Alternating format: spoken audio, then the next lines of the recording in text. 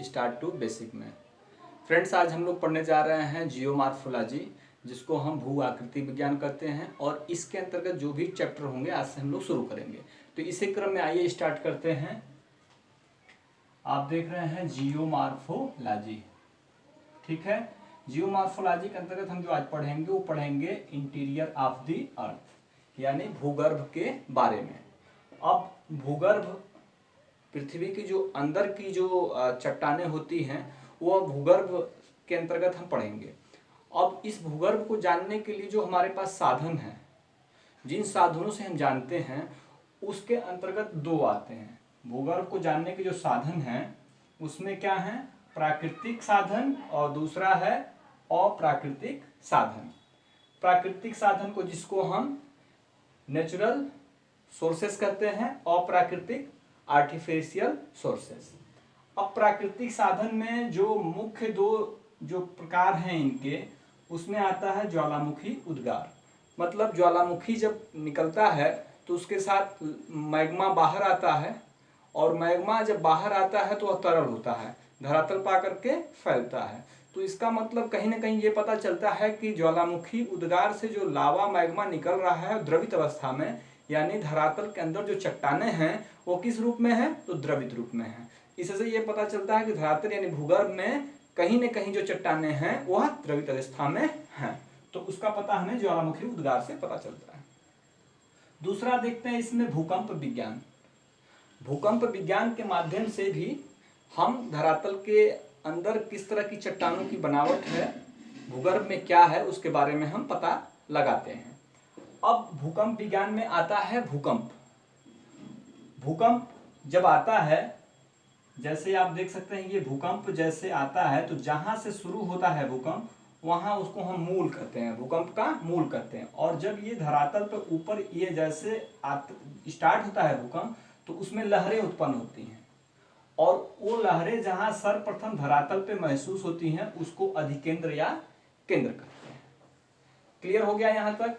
अब ये जो तरंगे आती हैं, इन तरंगों के प्रकार हैं। इसके अंतर्गत हम देख रहे हैं कि पी तरंगे होती हैं, एस तरंगे होती हैं और एल तरंगे होती हैं। पी वेव्स, एस वेव्स और एल वेव्स। अब पी वेव्स जो होती है इसकी जो गति होती है 8 से 14 किलोमीटर प्रति सेकंड की गति से ये चलती है, और यह जो तरंग होती है ठोस, द्रव और गैस तीनों अवस्थाओं में चल सकती है। दूसरी जो आती है उसको यस वेव्स कहते हैं, जिसकी जो गति होती है 4 किलोमीटर प्रति सेकंड की गति से यह गति करती है। इस यस वेव को जो है गौण तरंगे या अनुप्रस्थ तरंग के नाम से भी हम जानते हैं। ये जो तरंगे होती हैं यस वेव केवल ठोस अवस्था में ही चलती हैं। तीसरी जो तरंग है एल वेव्स, जो कि 3 किलोमीटर प्रति सेकंड की गति से यह गति करती है, और यह ठोस, द्रव और गैस तीनों अवस्थाओं में चल सकती है। इस एल वेव्स को हम धरातलीय या लंबी तरंगे भी कहते हैं। अब देखिए, कहने का अभिप्राय यह है कि भूकंप विज्ञान से जो भूकंप जो हम महसूस करते हैं, जो भूकंप आता है, जो उसमें तरंगे आती, उनसे भी हम भूकंप के बारे में जानते हैं। और भूकंप के तरंगों के माध्यम से, भूकंपीय तरंगों के माध्यम से हम धरातल के अंदर किस तरह की संरचना बनी है चट्टानों को, उसके बारे में जानते हैं।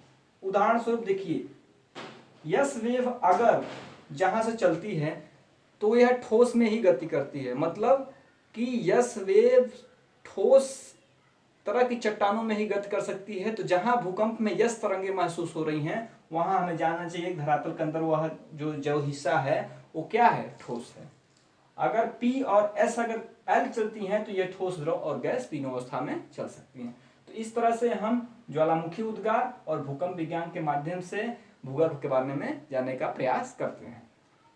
दूसरा जो है अप्राकृतिक साधन है, जिसके अंतर्गत 3 जो है मुख्यतः जो है कारक हैं, जिसमें घनत्व, दबाव और तापमान। घनत्व को पहले हम क्लियर करते हैं। घनत्व का मतलब घनापन से लिया जा सकता है सरल भाषा में, यानी जिन चट्टानों का घनत्व ज्यादा होगा, घनापन ज्यादा होगा जिनका, जैसे आप ये कण देख रहे हैं, अगर ये कण आपस में ज्यादा घने होंगे तो इस चट्टान का क्या होगा, घनत्व अधिक होगा। जिन चट्टानों का कण क्या होगा, दूर दूर होगा, या जिन कण चट्टानों में क्या होगी, परत होगी। जैसे आप देख सकते हैं कि औसादी चट्टानों का घनत्व तो कितना है, 2.7 है। मतलब इन चट्टानों के अपेक्षा जो आग्नेय चट्टान है इसका घनत्व तो क्या है, 3 से लेकर के 3.5 है। यानी कहीं न कहीं औसादी चट्टानों की अपेक्षा आग्नेय चट्टानों में जो घनत्व है, यानी जो कणों की सघनता है वो ज्यादा है। यानी आग्नेय चट्टान कैसी होती है, परतदार नहीं होती है, वहीं औसादी क्या होती है, परतदार होती है। इसमें जो है जल आसानी से इसमें प्रवेश नहीं करता आग्नेय में। क्यों? क्योंकि उसमें जो है जिसके जो कण है बहुत ही सघन होते हैं। तो इस तरह से जो सघन होंगे कण उनका घनत्व तो क्या होगा, अधिक होगा। जिसमें कण की जो है कणों में सघनता कम होगी वो उनका घनत्व कम होगा। तो औसादी का 2.7 होता है, आग्नेय का 3 से 3.5 होता है। आग्नेय चट्टान धरातल के अंदर जो है 400 किलोमीटर गहराई तक पाई जाती है। और संपूर्ण पृथ्वी का जो औसत घनत्व है कितना है, 5.5 है। परिचय के दृष्टिकोण से ये इंपॉर्टेंट है। पूछता है, कई बार पूछा हुआ है कि पृथ्वी का घनत्व क्या है, तो 5.5 होगा। अब इस घनत्व पे आप यहाँ श्वेस महोदय ने समझाने का प्रयास किया है। धरातल के अंतर्गत उन्होंने 3 तरह की जो है परतों के बारे में वर्णन किया है। पहला तो उन्होंने बताया कि भूपृष्ठ होता है जो कि 33 किलोमीटर से लेकर 50 किलोमीटर होता है। दूसरा, उसके बाद भूपृष्ठ के नीचे जो परत होती है, पहली परत को उन्होंने कहा सियाल। सियाल का मतलब होता है कि जिस परत में सिलिका और एल्युमिनियम की मात्रा ज्यादा होती है उसको सियाल कहा गया।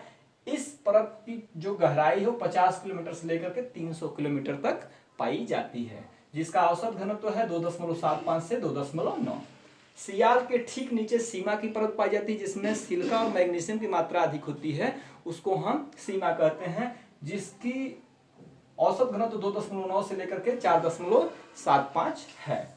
और सीमा के नीचे जो चट्टान है जिसको नीफे कहा गया है, जो कि धरातल में 1000 से लेकर के 2900 जो सीमा की मात्रा है, 2900 से लेकर के 6371 किलोमीटर की गहराई तक नीफे होता है। नीफे का मतलब हो गया निकिल प्लस फेरस, इसको निकिल और लोहा भी कहते हैं, जिसका घनत्व तो क्या है, नीफे का 11 है। तो श्रेष्ठ महोदय ने जो है घनत्व को समझाने का प्रयास किया है। तो घनत्व आशा है आप लोगों को क्लियर हो गया है। दबाव को देखते हैं। दबाव का मतलब होता है भार। मतलब धरातल पर अगर यहां पर 1 वर्ग सेंटीमीटर धरातल पर जो घनत्व होगा, तो 50 किलोमीटर की गहराई में 1 वर्ग सेंटीमीटर जो यहाँ पे दबाव पड़ रहा है, वो दबाव यहाँ पर कितना होगा, 13,000 गुना अधिक होगा। इस दबाव को यहां से क्लियर करते हैं। अगर ये घनत्व यहां पर अगर आपको 1 वर्ग सेंटीमीटर है, तो ये 50 किलोमीटर गहराई तक कितना हो जाएगा, 13,000 गुना अधिक हो जाएगा। और फिर जब हम मेंटिल में, जैसे क्रस्ट, मेंटिल और क्रोड होता है, तो मेंटिल में ये 50 किलोमीटर तक कितना होगा, 13,000 गुना अधिक होगा क्रस्ट के अपेक्षा। वहीं कोड के जो 2 भाग हैं, एक बाह्य कोड है, एक आंतरिक कोड है। तो बाह्य कोड में क्या है, तो यह लगभग उससे 13,000 का जो है 10 गुना यानी 1,30,000 हो जाता है। और यही जब आंतरिक कोड में जाते हैं तो इसका 10 गुना और ज्यादा हो जाता है, और अंदर की तरफ लगभग 4 लाख जो है इसका घनत्व, दबाव जो है बढ़ जाता है। घनत्व माफ कीजिएगा, दबाव क्या है, बढ़ जाता है। तो इस तरह से दबाव मतलब चट्टानों में जहां दबाव ऊपर ज्यादा होगा वहीं पर दबाव, आंतरिक दबाव उसका उससे 13,000 गुना अधिक होता हुआ क्रम में चला जाएगा।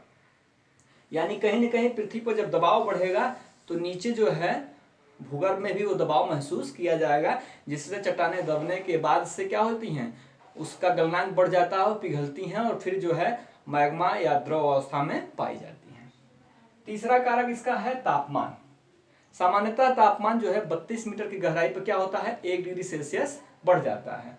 सबसे पहले तापमान के बारे में केल्विन महोदय ने बताया 1897 में, और इनके अनुसार जो क्रोड है, जैसे क्रस्ट, मेंटिल और क्रोड है, तो क्रोड में इन्होंने बताया कि लगभग जो तापमान है 6000 डिग्री सेल्सियस तक पाया जाता है। तो तापमान से भी हम पृथ्वी के भूगर्भ के बारे में जानकारी प्राप्त करते हैं। तो आज के वीडियो में बस इतना ही। आशा है वीडियो आप लोगों को पसंद आया होगा।